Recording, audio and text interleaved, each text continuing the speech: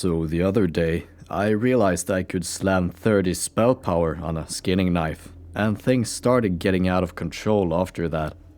What I first thought would be an epic fire mage burning through mobs has now turned into this weird idea that I'm going to level as Arcane. I suppose there are two reasons for this. Number 1. I like the Arcane tree. I think it's different compared to the other caster trees. And I also like Arcane missiles. They seem to have some fun quirks to them. These things allows you to think creatively and come up with interesting builds and playstyles. And number 2, I'm obviously retarded. So anyways, I started channeling away and mobs were melted by my extreme arcane power. Things died in like 6 seconds. It looked so nice and it felt so good. And then I ventured over to Silverpine, and reality grabbed my poor mage by the feet and whipped the floor with her. My huge arcane ego was demolished. See, when things no longer die into arcane missile channels, they become troublesome. Because after 6 seconds, they're usually 2 inches away from me, smacking my face.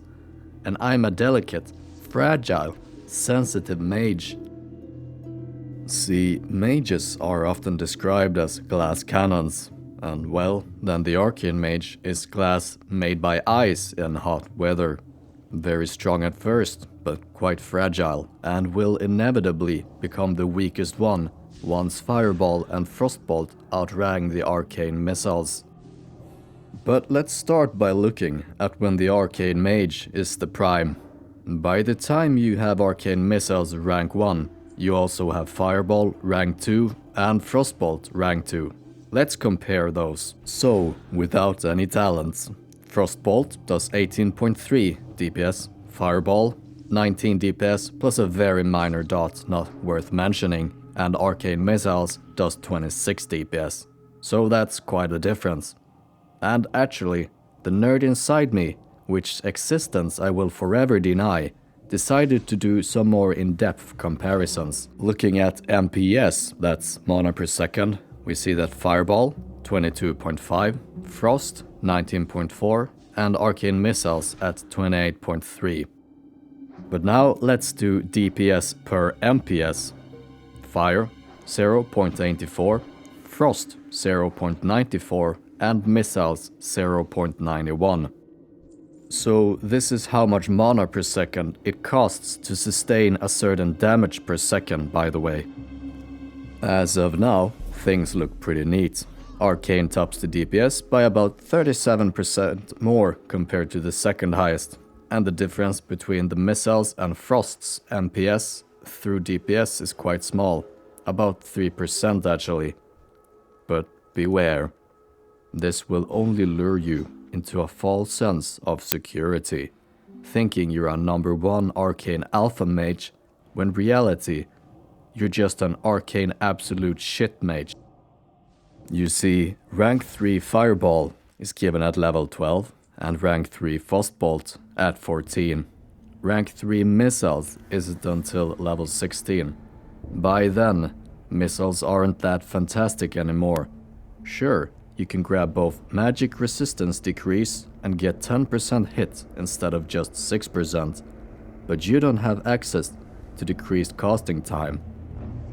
And since missiles is a channeled spell, you have to pay the whole mana cost regardless of whether you wreak havoc with Arcane Angery or don't even get a single bolt off. Casted spells pay their mana cost once the magic is cast, meaning pushback isn't nearly as punishing. Instead of just losing casting time, you lose channeling time and mana. 100% pushback reduction becomes essential, and those beautiful 10 points in lowering the target's resistance and 10% hits are very distant as of now. And these are just the first problems you run into. Looks like this honeymoon only lasted for about 4 levels before a harsh reality caught up with me. So, here I am, suffering in Silverpine Forest, waiting for, nay, wishing for, a better future.